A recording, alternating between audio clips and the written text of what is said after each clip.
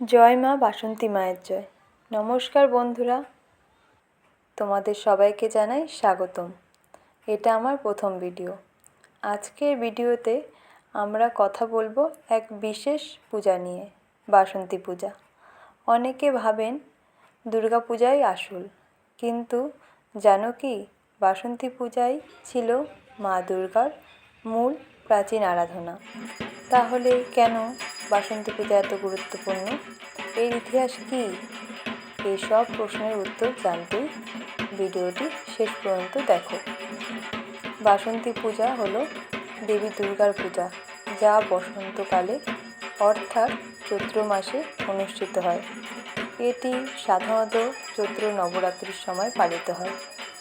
এই সময় প্রকৃতি নতুন করে জেগে ওঠে, ফুল ফোটে, গাছে নতুন পাতা আসে। এই নবজাগরণের সময়ে মা দুর্গার আরাধনা করা হয়, যা প্রতীক শক্তি ও সৃষ্টির নতুন শুরু। পুরাণ অনুযায়ী বাসন্তী পূজা সূচনা হয়েছিল বহু প্রাচীন কালে। শোনা যায় রাজা সুরথ এবং এক বৈশ্য প্রথম এই পূজা করে। তারা কঠিন পরিস্থিতিতে পড়ে মা দুর্গার আরাধনা করেন বসন্তকালে। তাদের ভক্তিতে সন্তুষ্ট হয়ে মা দুর্গা তাদের আশীর্বাদ দেন। এরপর থেকেই এই পূজার প্রচলন শুরু হয়। আরেকটি গুরুত্বপূর্ণ বিষয়, রামচন্দ্র লঙ্কা যুদ্ধে যাওয়ার আগে শরৎকালে দুর্গাপূজা করেছিলেন, যাকে বলা হয় ছিল বসন্তকালী, যা পরে ধীরে ধীরে শরৎকালের দুর্গাপূজার দ্বারা বেশি জনপ্রিয় হয়ে ওঠে। বাসন্তী পূজা শুধুমাত্র একটি ধর্মীয় অনুষ্ঠান নয়, এটি শক্তির আরাধনা। এই সময়ে দেবী দুর্গাকে শক্তির প্রতীক হিসাবে পূজা করা হয়। বিশ্বাস করা হয় এই পূজা করলে জীবনে বাধা দূর হয়, নতুন শক্তি ও সাহস পাওয়া যায় এবং জীবনে সাফল্য আসে। অনেক ভক্ত এই সময় উপবাস রাখেন এবং বিশেষভাবে প্রার্থনা করেন। এটি আত্মশুদ্ধি এবং মানসিক শক্তি অর্জনের একটি গুরুত্বপূর্ণ সময়। বাসন্তী পূজা আমাদের বাংলার একটি গুরুত্বপূর্ণ অংশ।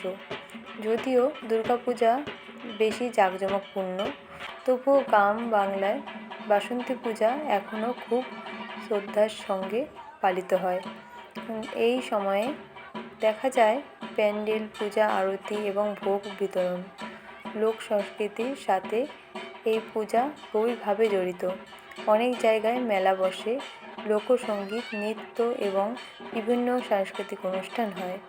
এটি শুধু ধর্ম নয়, এটি একসাথে মানুষের মিলন, আনন্দ, উৎসব। আজকের দিনে শহরাঞ্চলে বাসন্তী পূজা তুলনামূলকভাবে কম দেখা যায়, কিন্তু ধীরে ধীরে এর জনপ্রিয়তা আবারও বাড়ছে। অনেক মানুষ এখনও এর ঐতিহ্য গুরুত্ব বুঝতে শুরু করেছেন। বাসন্তী পূজা আমাদের শেখায় নতুন শুরু, নতুন আশা, নতুন শক্তি। বসন্ত যেমন ফুল নিয়ে আসে, তেমনি মা দুর্গা আমাদের জীবনে নতুন শক্তি নিয়ে আসেন। আমার কাছে বাসন্তী পূজা খুব বিশেষ, কারণ এটা শান্ত, সুন্দর আর ভক্তিময়। এই সময়টা খুব সুন্দর লাগে, ঢাকের শব্দ, ধূপের গন্ধ আর মা দুর্গার মুখ দেখে মন ভরে যায়। বাসন্তী পূজা সাধারণত 4 দিন ধরে অনুষ্ঠিত হয়: সপ্তমী, অষ্টমী, নবমী, দশমী। এই 4 দিন ধরে ভক্তরা মা দুর্গার পূজা করেন। সপ্তমীতে কলাবউ স্নান করানো হয়, অষ্টমীতে অঞ্জলি। এই পূজাকে বাসন্তী পূজা বলা হয় কারণ এটি বসন্ত ঋতুতে অনুষ্ঠিত হয়।